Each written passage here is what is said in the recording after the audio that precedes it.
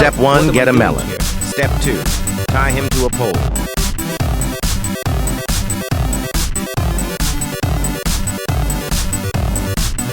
Step 3, put a liquid collector below him, consume his blood later.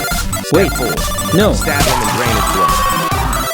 Step 5, drink a smoothie totally not made of the melon's blood and wait. Step 6, come back from your well-deserved break. The melon has now decomposed into a gray melon. Thank you for freeing me. Can I see my family?